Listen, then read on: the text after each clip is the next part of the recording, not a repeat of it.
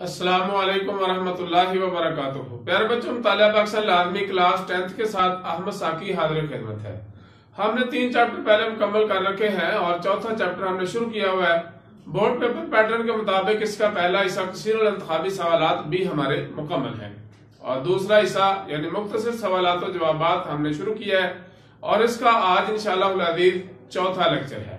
آج انشاءاللہ العزیز ہم سوال نمبر 31 تا سوال نمبر 40 حل کریں گے۔ آئیے چلتے ہیں آج کے انتہائی اہم سوالات کی طرف۔ پہلے بچوں، آج کا پہلا سوال ہے سوال نمبر 31، ثانوی اور اعلیٰ ثانوی تعلیم سے کیا مراد ہے؟ پیارے بچوں، ثانوی تعلیم سے مراد میٹرک یعنی 9th اور 10th اور اعلیٰ ثانوی سے مراد انٹرمیڈیٹ 11ویں اور 12ویں کلاسز۔ ثانوی سے مراد میٹرک یعنی 9th اور 10th کلاس اور اعلیٰ ثانوی سے مراد انٹرمیڈیٹ یعنی 11ویں اور 12ویں کلاس ہے۔ اعلیٰ ثانوی تعلیم جو ہوتی ہے اس کا کورس جو ہوتا ہے وہ 2 سال پر مشتمل ہوتا ہے۔ جب بچہ میٹرک کر لیتا ہے تو میٹرک کرنے کے بعد جب وہ انٹرمیڈیٹ میں داخل ہوتا ہے تو وہاں جا کر اس کے لیے مختلف شعبے ہوتے ہیں، یعنی اگر وہ ڈاکٹر بننا چاہتا ہے تو میڈیکل، اگر وہ انجینئر بننا چاہتا ہے تو اسے میتھ اور فزکس کیمسٹری رکھنی پڑتی ہے۔ اسی طرح اگر وہ انفارمیشن ٹیکنالوجی میں جانا چاہتا ہے، اس کی تعلیم حاصل کرنا چاہتا ہے تو اسے آئی ٹی، اور اگر بزنس وغیرہ کرنا چاہتا ہے تو اسے کامرس کی ایجوکیشن لائن جو ہے وہ لینی پڑتی ہے۔ تو پیارے بچوں، 9th اور 10th 11ویں اور 12ویں ان چاروں کلاسز کے امتحانات board of intermediate and education لیتا ہے۔ باقی اس سے پہلے کچھ جو کلاسز ہوتی ہیں 5th اور 8th کلاس، اس کے امتحانات جو ہے وہ شعبہ تعلیم لیتا ہے۔ سوال نمبر 32 ہے یونیورسٹی سطح کی تعلیم سے کیا مراد ہے؟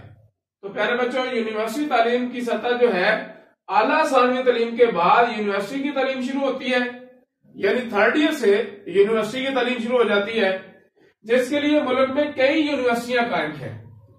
یونیورسٹیوں کے علاوہ کالجوں میں بھی اعلیٰ تعلیم دی جاتی ہے۔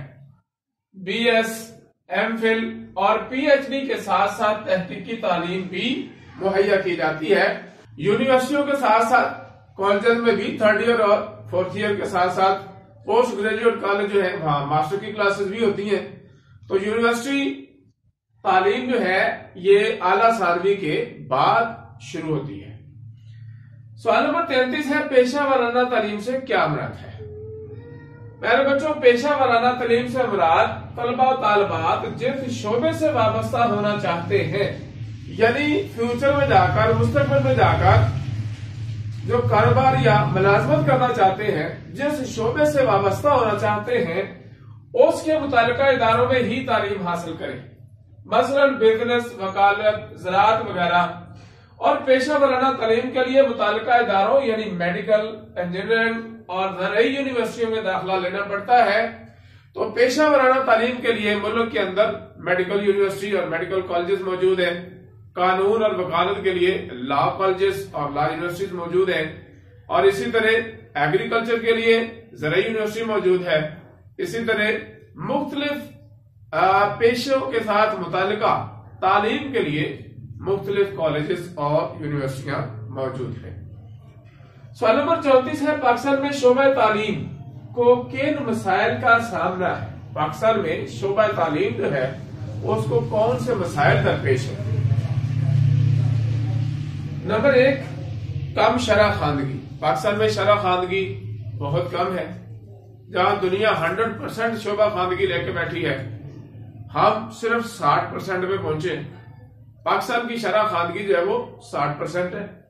ناقص امتحانی نظام، ہمارے امتحانات کا نظام انتہائی ناقص ہے۔ انویجیلیشن، پھر اس کے بعد پیپروں کی مارکنگ، اس کے بعد بچوں کے تعلیم کے دوران رٹا لگانے کا سسٹم، محدود تعلیمی وسائل۔ پاکستان کے اندر سرکاری اسکولوں میں اساتذہ کی بہت زیادہ کمی ہے۔ اسی طرح فنی اور ٹیکنیکل مضامین کا نصاب میں نہ ہونا، ہم نصابی سرگرمیوں کا فقدان، ہم نصابی سرگرمیاں نصاب کے ساتھ ساتھ ہم نصابی سرگرمیاں کھیل، مذاکرے، مباحثے، آؤٹنگ، تو یہ ساری چیزیں جو ہے یہ پاکستان میں سرکاری اسکولوں میں خاص طور پر نہ ہونے کے برابر ہے۔ سوال نمبر 35 ہے تعلیمی مسائل کے حل کے لیے چند تجاویز پیش کریں۔ یہ جو مسائل درپیش ہیں ان کو حل کرنے کے لیے، سالو کرنے کے لیے چند تجاویز پیش کریں۔ تو پیارے بچوں، تعلیم کے لیے مختص بجٹ میں ہر سال اضافہ کیا جائے۔ اسی طرح سائنس اور ٹیکنالوجی کے نصاب کی تشکیل نو کی جائے۔ مڈل سکولوں کو ہائی اور ہائی سکولوں کو ہائر سیکنڈری کا درجہ دیا جائے۔ مکتب اور مدرسہ اسکولوں میں سائنس اور دیگر رائج علوم بھی پڑھایا جائے، یعنی مدارس کے اندر جہاں قرآن، اس کی تعلیم، ترجمہ، تفسیر کے ساتھ ساتھ حدیث پڑھائی جاتی ہے، وہاں یہ اصلی علوم بھی پڑھائے جائیں۔ تمام سرکاری اسکولوں میں کھیل کے میدان اور پینے کے صاف پانی کی فراہمی کو یقینی بنایا جائے۔ سوال نمبر 36 ہے پاکستان میں مردوں اور عورتوں کی اوسط عمر لکھیں۔ تو پہلے بچوں، پاکستان میں مردوں کی اوسط عمر 66 ایئرز یعنی 66 سال اور عورتوں کی اوسط عمر 68 سال ہے 68 ایئرز، جبکہ ترقی یافتہ ممالک میں اوسط عمر 70 سال ہے۔ تو پاکستان میں اس طرح ایوریج ایج 67 ایئرز بنتی ہے۔ 66 اور 68 کا سینٹر اگر نکالیں تو ایوریج ایج تقریباً 67 ایئر بنتی ہے۔ سوال نمبر 37 ہے پاکستان میں بنیادی صحت کے مراکز لکھیں۔ پاکستان میں بنیادی صحت کے مراکز کون کون سے ہیں؟ پاکستان میں گاؤں کی سطح پر صحت کے مراکز، رورل ہیلتھ سینٹرز اور لیڈی ہیلتھ وزٹرز بھی اپنے فرائض سر انجام دے رہی ہیں۔ یعنی گاؤں کی سطح پر چھوٹے ہیلتھ سینٹر جنہیں ہم رورل ہیلتھ سینٹر کہتے ہیں، اور ان کے ساتھ ساتھ لیڈی ہیلتھ وزٹر یعنی فیمیل ڈاکٹر جو ہیں وہ ڈور ٹو ڈور گاؤں کی سطح پر جا کر اپنی خدمات انجام دیتی ہیں۔ اسی طرح پرائمری سطح پر بنیادی صحت کے مراکز قائم ہیں۔ تحصیل اور ضلع کی سطح پر تحصیل ہیڈ کوارٹر جنہیں ہم THQ کہتے ہیں، اور اسی طرح ڈسٹرکٹ ہیڈ کوارٹر جسے ہم DHQ کہتے ہیں، وہ قائم ہے۔ ٹیچنگ ہسپتال، cardiology institute, mental health institute اور چلڈرن ہسپتال براہ راست صوبائی حکومت کے ماتحت قائم ہے۔ تو پیارے بچوں، یہ پاکستان میں بنیادی صحت کے مراکز موجود ہیں۔ سوال نمبر 38 ہے شعبہ صحت کو درپیش چند مسائل لکھیں۔ پاکستان میں شعبہ صحت کو جو مسائل درپیش ہیں، یعنی جو مسائل سامنے آ رہے ہیں، وہ کون کون سے ہیں؟ تو پیارے بچوں، پاکستان میں آبادی میں اضافے کی نسبت طبی مسائل میں اضافہ کم ہے۔ جس ریشو سے آبادی میں اضافہ ہو رہا ہے اس ریشو سے طبی وسائل میں اضافہ نہیں ہو رہا۔ اسی طرح طبی سہولیات کا فقدان، جدید سے جدید سہولیات جو ہے ان کی کمی ہے۔ کثرت امراض، دن بدن امراض بہت زیادہ بڑھتی جا رہی ہیں اور ان کا سدباب نہیں ہے۔ حفظان صحت کے اصولوں سے ناواقفیت، پاکستان کی اکثر عوام جو ہے وہ حفظان صحت کے اصولوں سے واقف ہی نہیں ہے۔ اسی طرح غیر متوازن غذا وغیرہ، بہت سارے لوگ تو ایسے ہیں کہ جو فاسٹ فوڈ کے عادی ہیں، اور کچھ لوگ ایسے ہیں جو اپنے کھانے کا ٹیبل یعنی ٹائم ٹیبل سیٹ نہیں کرتے، جب جی چاہ کھا لیا، کوئی ایک ٹائم ایڈجسٹ نہیں ہے۔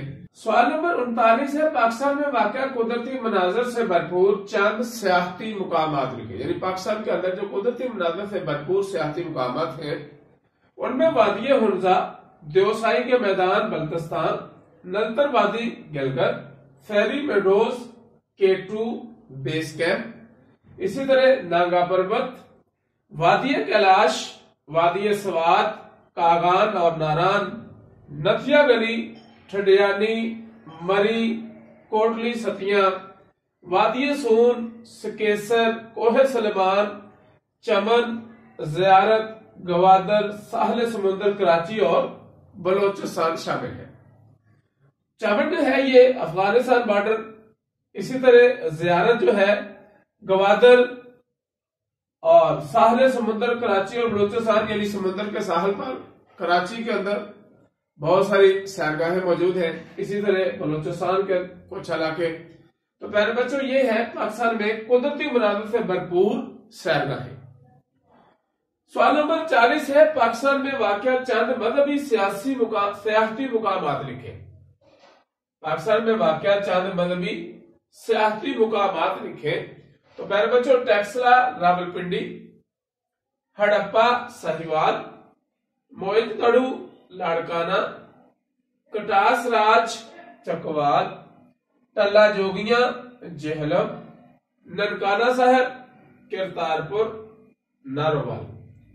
ननकाना साहब खुद जिला है फैसलाबाद के और शेखुपुरा के दरमियान में, और करतारपुर नारोवाल हसन अब्दाल, अटक, लाहौर और मुल्तान शामिल है।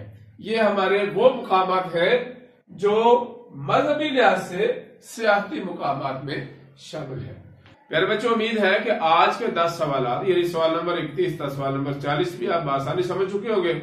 इन्हें ज्यादा से ज्यादा लाइक और शेयर करें, मेरे इस चैनल को सब्सक्राइब कर लें, साथ लगे घंटी के बटन को दबाना मत भूलें ताकि मेरा हर आने वाला लेक्चर बर वक्त आप तक पहुंचे। प्यारे बच्चों, महदूद होने के लिए मेरा दूसरा चैनल अहमद साकी प्रोडक्शन भी सब्सक्राइब कर लें और उसके साथ लगे घंटी के बटन को दबाना भी मत भूलें ताकि हर नई अपलोड होने वाली वीडियो सबसे पहले आप तक पहुंचे। अस्सलामु अलैकुम वरहमतुल्लाहि वबरकातुहू।